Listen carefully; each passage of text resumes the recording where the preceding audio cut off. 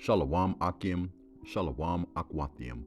Call Halal Yahweh, Bahashim, Yahweh Shai, Bahashim, Rakah Kodash, and double honors to the apostles and the elders of Great Millstone. This is the book of Ezekiel, chapter 12, verse 23 through 25, and it reads, Say to them who, you so-called blacks, Puerto Ricans, Native Americans, and Hispanics, we are the children of Israel. This is what the sovereign Lord says, and the Lord in all caps is Yahweh. I'm going to put an end to this proverb, and they will no longer quote it in Israel. Say to them, the days are near when every vision will be fulfilled. Remember, all prophecies have to come into fruition. Continuing on with verse 24. But what prophecy are we referring to right now in this particular video? The prophecy that's talked about in Revelation, the 13th chapter, the 16th through the 17th verse. The mark, the micro-C-hip. Continuing on with verse 24. For there will be no more false visions or flattering divinations among the people of Israel, but I, the Lord, will speak what I will, and it shall be fulfilled without delay.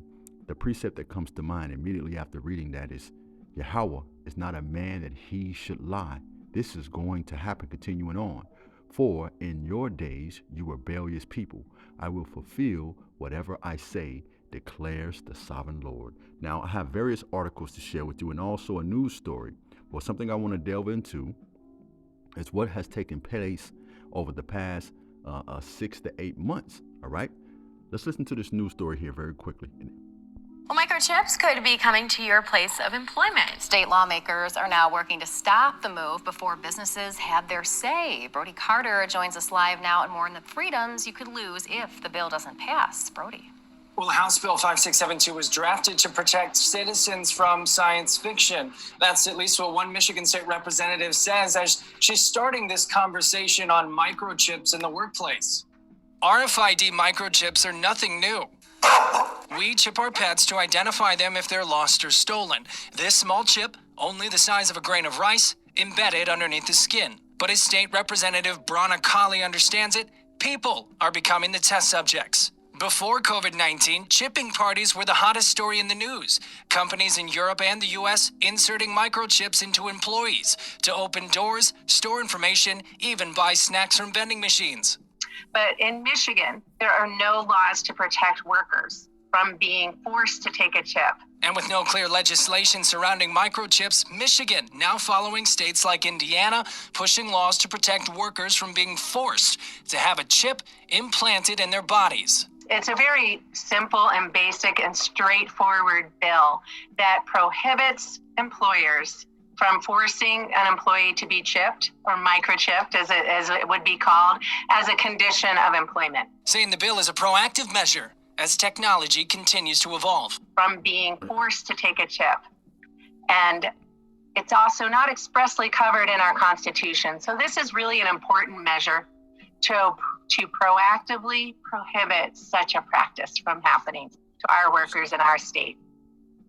Michigan is not alone. Other states working on similar legislation include New Jersey and Iowa, and the bill has bipartisan support. It currently sits in Senate committee.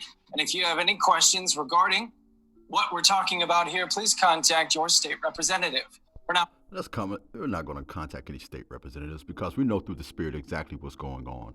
Now, the next few articles are also here to help bring you up to speed, but I'm going to leave a link in the description so you can look into these things yourself. And the most recent update is from this month itself, but I want to refer to this article here. It states from July, and all this information is from the last 6 to 8 months. It states here, the rise of preemptive bans on human C-hip implants. Let me go to the word preemptive very quickly here, right? Now, what does preemptive mean?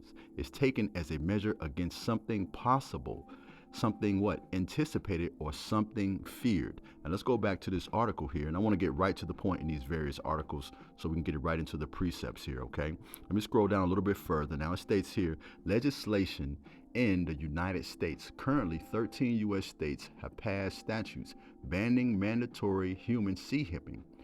In Arkansas, in Kansas, in Arkansas, in California, in Missouri, Montana, Nevada, New Hampshire, North Dakota, Oklahoma, Utah, Wisconsin, Indiana, Alabama, and most recently Mississippi. The Wyoming State House also considered a preemptive ban in 2023, but the bill was ultimately defeated for not clearly adhering to the federal regulations on animal sea-hipping, as reported by Cowboy State Daily. Now, let me come out of this here, okay? So I can sort of move through these articles as seamlessly as possible. Now, this is from October 17, 2024, right? That's from this month, okay? Now, it tells us here, Neuralink co-founder, new startup, sells a brain-computer toolkit, all right? Now, supposing that might be a photo of it there, but let me get down to the point, right? I'm just going to read a portion of this. It states, Max Hodak, one of Neuralink's Corp's founders, is trying to narrow that gap. His company, Alameda, California-based Science Corp, has several new products designed to bring down the cost and development time for research labs and startups looking to probe the mind. Hodak's hope is that the tools will increase the pace of brain research, resulting in therapies for some of the most crippling conditions facing humans. Our goal is to get the brain-computer interface industry to be 100 times bigger than it is now, he says. You see what's going on around you. Okay, let me come out of this here, because the scriptures in Habakkuk chapter 2, verse 3 tells us, for the vision is yet for an appointed time, but at the end it shall speak and not lie. Though it tarry, wait for it, because it will surely come. It will not tarry. Now, let's come out of this here, right? Now, this is from February of this year, okay? We just covered an article from October, July, and we're going a little further back in February. It states here, bill of the day, C-hip off the old human implant. Now, we know that's a play on words, because we know that if you've been around for a while, you know that's the CHIP off the old block. That's what that typically says. But it states here, I want to grab just one paragraph, right, just to point something out. Now, it states, Blackwell bill argues that employers cannot coerce or threaten employees to be C-hipped. It also requires the employer to cover the cost of removal of the C-hip and outlines specific circumstances in which implementation is allowed and what the C-hip should be used for. However, legislation does not ban the option to provide C-hips implementation use. So, let me come out of this, right? But the point of me sharing all this information is to make you aware that they're ironing out all these wrinkles here, okay? All right? Let me come out of this here.